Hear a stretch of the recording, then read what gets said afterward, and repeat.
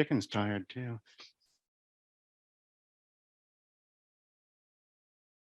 Okay.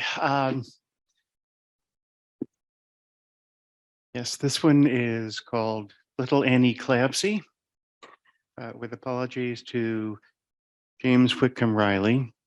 There are only a couple of terms that are kind of medical jargon. Clabsy, central line associated bloodstream infections. Have something going right into your arm, gets colonized quickly, and it is something you do not want because you can die from it. TPN, total parenteral nutrition, all your foods going into the central line. Actually, this is one where I have to, it's interactive, acting with the chicken. Little Annie Clabsy came into our ward one day. To treat her cost 100 grand, insurance wouldn't pay. Bacteria were everywhere. She came in like a flood. She dirtied up the central line. She dirtied up the blood. The patients on dialysis came down with Clabsies too. A careful blood analysis showed data we would rue. We didn't want her spreading to the hospital throughout, but the Clabsy's gonna get you if you don't wash out. Soon after, Annie Clabsy introduced her evil cousin. C. diff came in and spread infected patients by the dozen. He spread like wildfire, and he put on quite a show of diarrhea and the smell that all the nurses know. We didn't want these visitors. We knew we had to change. A Clabsy-free environment we'd happily arrange. We looked at all our practices that caused the germs to sprout, because the Clabsy went and got us, because we don't wash out. We wash our hands and then we put on gloves outside the door. But gloves are not invincible. That's not what gloves are for. We put our hands into our pockets and we scratch our head and touch the dirty sheets that are upon the patient's bed. No wonder that the samples that we drew came back a yes. We didn't keep a germ-free field. The blood was clean, I guess, because gloves can get contaminated. Germs are all about. And the Clabsy's gonna get you if you don't wash out. Now we wash our hands and put on gloves and gowns as well.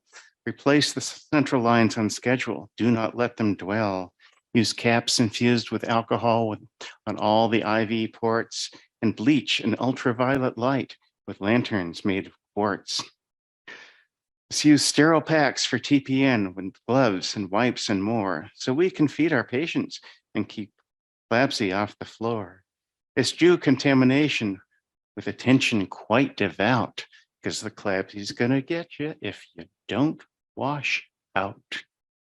Now, little Annie Clabsy hasn't been here for a year, and her evil cousin C. diff is no more a thing to fear. But they could both come creeping back on some disastrous day if we don't do all that we can to keep them both at bay. Use sterile gloves and wash your hands with lots of soap and water for central lines and TPN, just like you know you oughter. Don't touch stray objects with your gloves, because germs are all about, and the Clabsy's gonna get you if you don't wash out. It's supposed to be audience participation. Thank you. Thanks a lot, Fred. That was awesome. Thank you. Okay, hard to follow that one up. Okay. Anything else, Daniel?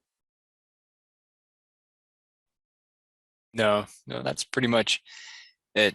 But definitely, if you enjoy circulation topics, come in on the first Tuesday of the month. We're definitely looking for topics and love to have you. All right, thank you very much. All right, we have got about 10 minutes here exactly to take a short break, grab any refreshments, take a restroom break, and then we will be starting up with cataloging. Just a quick note, Owen asked me to pass on to everybody in the room. If you are interested in talking about the interface redesign, you can join him down in the lower meeting room, room C, and feel free to participate in that discussion if you're not here for the cataloging. So they are down there right now. So if you want to be down there, go for it. Otherwise, hang out and we will be talking about cataloging in 9 minutes.